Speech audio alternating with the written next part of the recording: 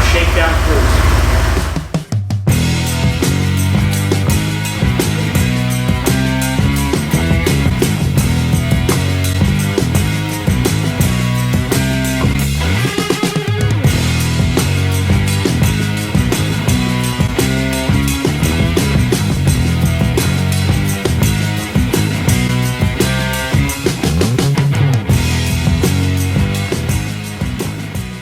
Welcome back to Grime Time with Rudy on the Guys with Rides YouTube channel.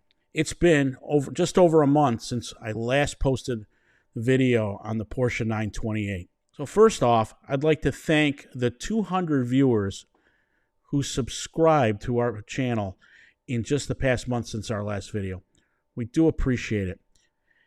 If you're watching and you haven't subscribed yet, please consider doing so, as that helps spread the word of the channel and the content we think people are enjoying as we put it up. So after posting the last video, it was a combination of frustration and excitement, because knowing the car does run, we would have to fix the ground issue on the fuel pump.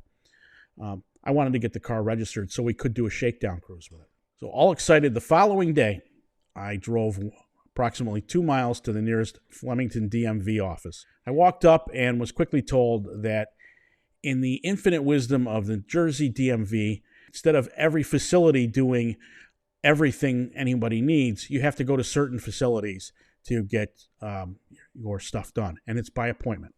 I totally understand the appointment aspect of it.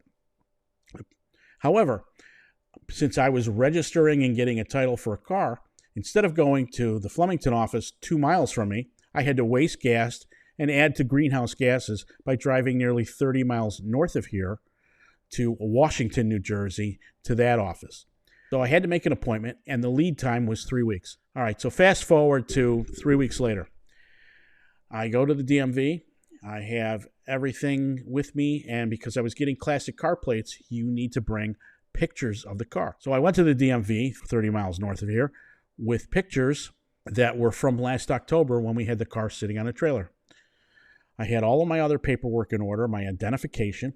When I walked up to the counter, they reviewed everything, and I was quickly told the pictures won't work, because when you try to register for what are known as QQ plates, classic plates here in Jersey, the pictures you need to provide need to show the car in stock condition, and it needs to be shown on the ground. The fact that I had it on a trailer meant it was not under its own power. For that reason, they would not register the car that day. To their credit, I could have registered the car right then and there, but I would have paid double for the normal registration. Didn't want to do that. Luckily, I did not have to wait another 3 weeks.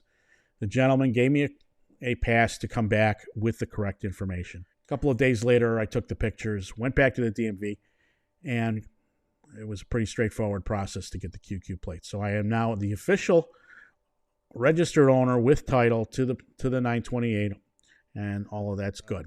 So with plates in hand, now more snow came along, and I'll be the first to admit I was procrastinating on working on the ground.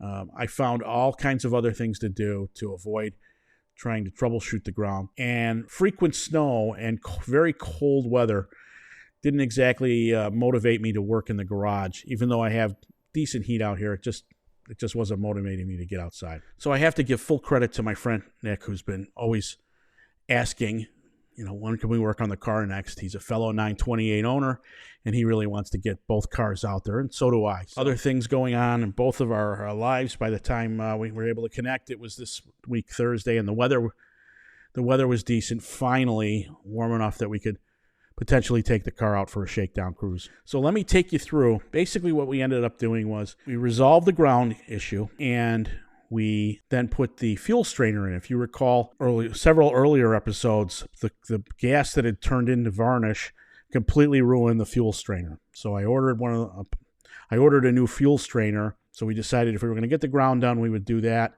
as well to make sure the fuel gauge was working. So let me take you through all the stuff we completed. Okay, if you've watched the previous videos, you'll know that this is the passenger side rear tail section area inside the hatch. And what you're looking at are about at least a dozen ground wires at the main grounding point. It's one of 4 grounding points in the car.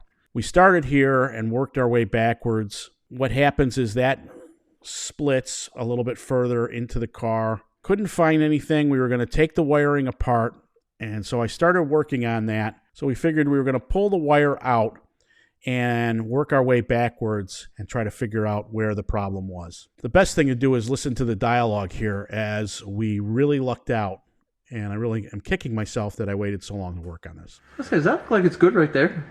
I guess it's just the sheathing.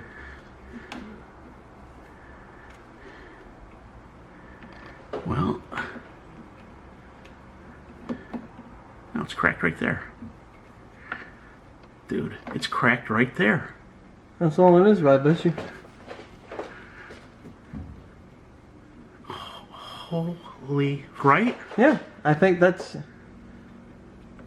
I bet you we do a little repair on that, we might be alright. Well, do I take apart the whole thing and do it right? Because there's enough there. Yeah. What do you think? I would. Cut it right here. Yep. Put a new pigtail on it. Right? Agreed.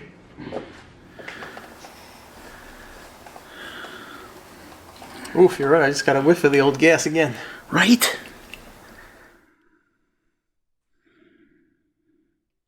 Yeah, that gas, the old varnish smelling gas is just a horrid smell. That's why I said that. But here I am, pretty straightforward, putting a pigtail on.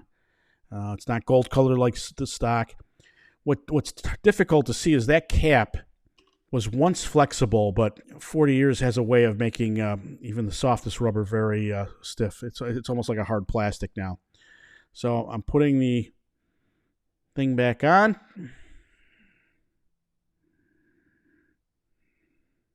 You can see it just wouldn't work with me. Okay. So with that in place, the grounding issue we felt was probably going to be that, and it would explain totally. It was so close to metal on the fuel pump that could cause the intermittent issue. So we were hopeful of that. That's all it was, and we said, okay, let's go ahead and fix the replace the bad strainer. The fuel sending unit in the top of the tank was completely shot. This was the inside of it. This is why I was not getting any signal to the fuel gauge. So we basically pulled that out, and I needed to keep the tank sealed until I got the new one. So we cut off the tube that was full of crystalline varnish, aka old gas, put this in just until we got the new one. A fuel strainer from Porsche is a very expensive proposition. I think it's something like $500. Luckily, our friend Roger at 928s Are Us sells a newer unit, and it has a plug on it. You'll see. The newer unit is much less expensive. It has a second opening, but there's a cap on it, and the fitting, the electrical fitting, fits the same way. So we put this in, and let me take you through. It's a pretty straightforward install. All right, so first things first, take the electrical connector off. That's straightforward.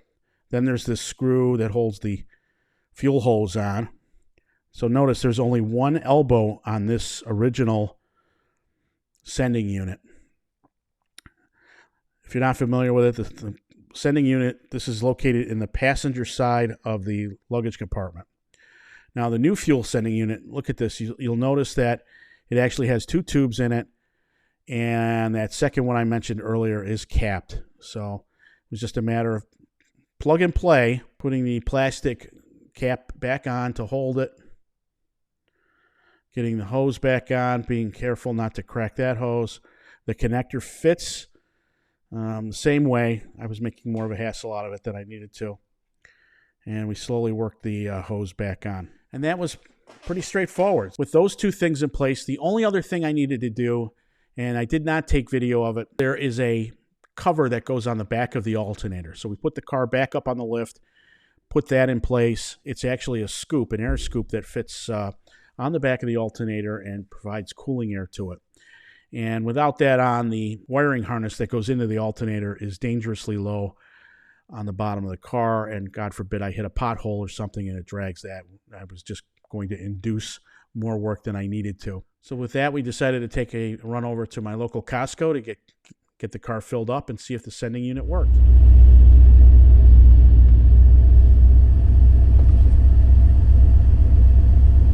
All right, we're on our way, folks. folks.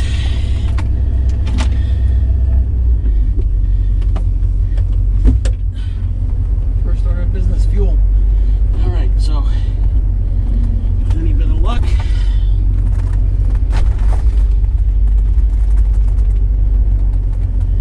we'll make it to Costco for fuel. All right, so we're off and running here.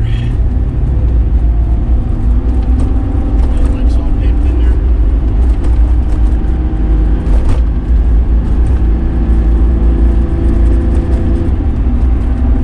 Transmission's still a little cold.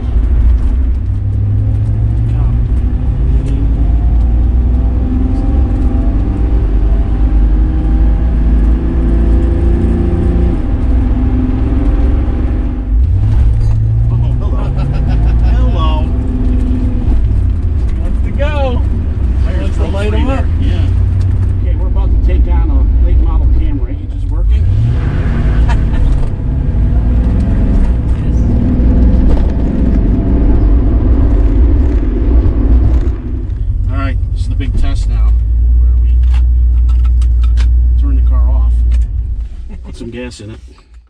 Premium? Absolutely. Let's do this.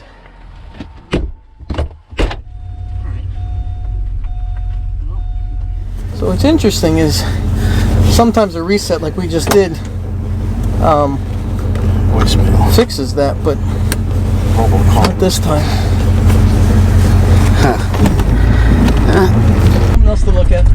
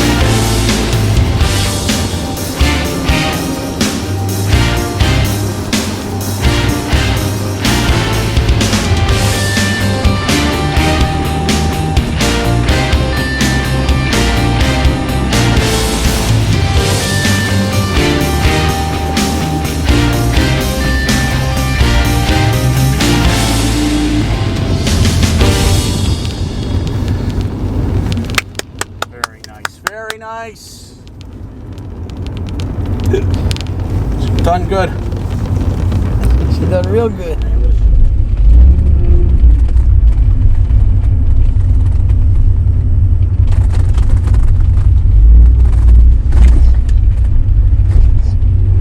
So we ended up putting about 30 miles on the car in the shakedown cruise, and everything went well. And while everything went well from the perspective we went 30 miles, came back without incident, we did come up with a punch list of other things we'll have to work on. Thank you for your patience. We'll keep adding these videos as time permits. If you enjoyed today's video, please press the like button, add a comment or two, And if you haven't already, I encourage you to subscribe. Doing those 3 things helps grow our channel. Please consider subscribing, and we appreciate you doing that if you already have. If you decide to subscribe to the channel, we'll send you the Guys with Rides static cling and the Guys with Rides rad sticker. How do you get that? Subscribe to the YouTube channel and then send us an email. It's email@guyswithrides.com. In the body of the email, put your snail mail address that we can send these to, and just indicate what your YouTube channel name is, and we'll gladly send those right out to you. If you haven't done so already, I strongly encourage you to check out the Guys with Rides webpage, where in addition to offering the lowest price dealer-free auctions anywhere, online or traditional, we offer a variety of content, most notably our daily updates of Craigslist classifieds that we find that we would like to have in our fantasy garage and think you would too. So thanks for watching. Stay tuned, and we'll have a new video up as soon as possible. Have a great day and stay safe.